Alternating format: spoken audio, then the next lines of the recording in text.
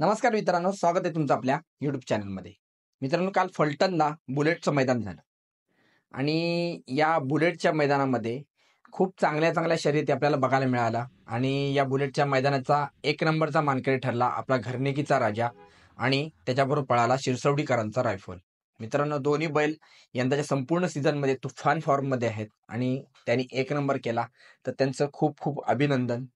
मित्रांनो, काल एक गोष्ट पुन्हा एकदा प्रामुख्याने जाणवली, की आज खरंच विचार करण्याची गरज आली आहे, की पब्लिकमुळे आज भरपूर अशा बैलगाड्या मालकांचं नुकसान होतंय का? बैलांचं नुकसान होतंय का?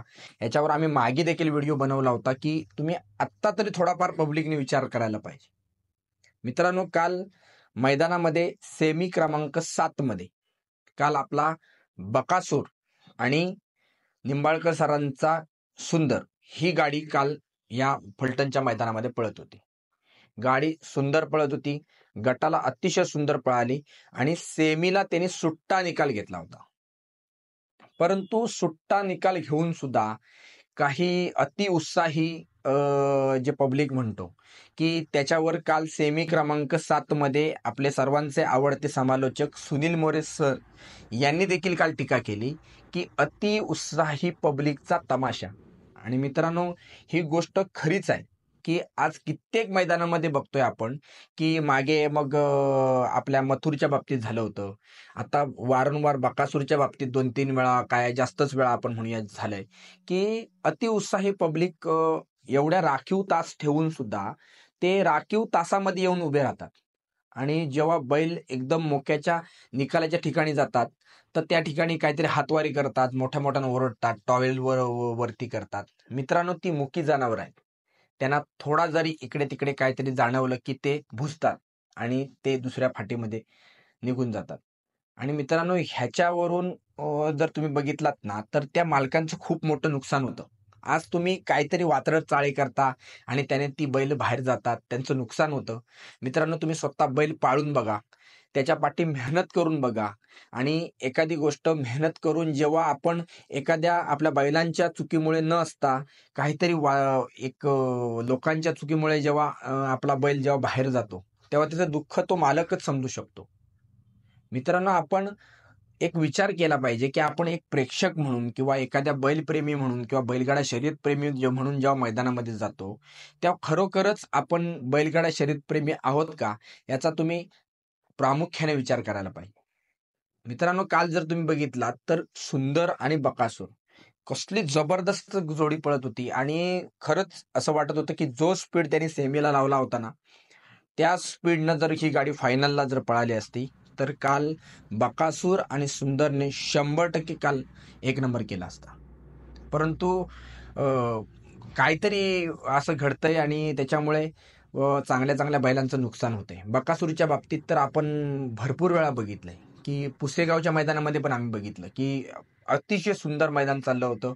शेवटपर्यंत अतिशय सुरेख मैदान चाललं होतं आणि जेव्हा बकासूरची गाडी सेमीला लागली, पब्लिक त्याच्या फाटीवरती जमा झालं आणि त्या ह्याच्यातून निकालच समजत नव्हता, की बकासूर आधी गेलाय, की कोण आधी गेलाय.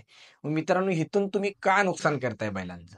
आज बकासूरला म्हणजे बघण्यासाठी तुम्ही गर्दी करताय, तुम्ही बकासूर प्रेमी आहात, याच्याबद्दल कुठलाही डाऊट नाही आहे.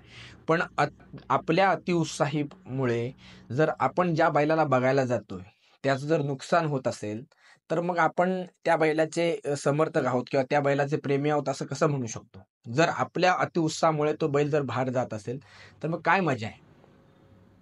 मित्रांनो, कुठेतरी आज आपण विचार केला पाहिजे, की आपल्याला बैलगाडा क्षेत्र व्यवस्थित जर चालवायचं आहे आणि आपले बैल जर आपल्याला मोठे होताना बघायचं असेल, तर हा जो पब्लिकचा कुठेतरी अतिउत्साहीपणा चाललेला आहे, तो थांबलाच पाहिजे. मित्रांनो, आम्ही बरेच ठिकाणी बघितलंय, की आयोजक त्यांच्या वतीने सर्वतोपरी प्रयत्न करतात. परंतु मित्रांनो, जेव्हा मोठी मैदानं असतात आणि जिथे लाखभर लोक जेव्हा मैदानावर उपस्थित असतात, तेव्हा त्यांना कंट्रोल करणे हे कुठेतरी खूप मोठी गोष्ट असते. त्याच्यामुळे आज आयोजक त्यांच्या पद्धतीने बॅरिकेटिंग करतात, सगळ्या गोष्टी करतात. आज थोडा मैदानाला उशीर होतोय, त्याच्यामुळे पहिल्यापेक्षा तुम्ही बघितलात, की आता प्रत्येक मैदानामध्ये आयोजक लाईटची सोय करतात. आता तुम्ही बघितलात तर सर्रास मैदानं जी आहेत ती लाईटमध्येच त्यांची फायनल होते. आणि रात्री 6, 6:30, 7 वाजता अंधार झाल्याच्या नंतरच फायनल होते.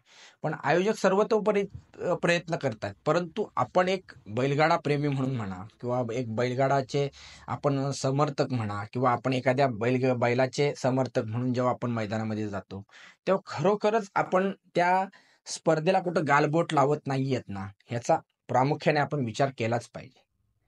मित्रांनो, आज बैलगाडा क्षेत्र खूप चांगल्या पद्धतीने चाललंय. आज आपण म्हणतो की सगळ्यांनाच चांगले दिवस आहेत, बैल मालकांना चांगले दिवस आलेत, बैलांना चांगले दिवस आलेत. पण हे जर असंच क्षेत्र टिकवून ठेवायचं असेल तर आपण प्रेक्षक म्हणून पण कुठेतरी आपली जबाबदारी पार पाडली पाहिजे. मित्रांनो, या आपल्या कालच्या अतिउत्साहाच्या ह्याच्यामुळे सेमी क्रमांक 7 मध्ये काल आपल्या बकासूर आणि सुंदरची गाडी एकदम शेवटच्या क्षणाला बाहेर गेली आणि ते जिंकून सुद्धा आपण हारले म्हणूया.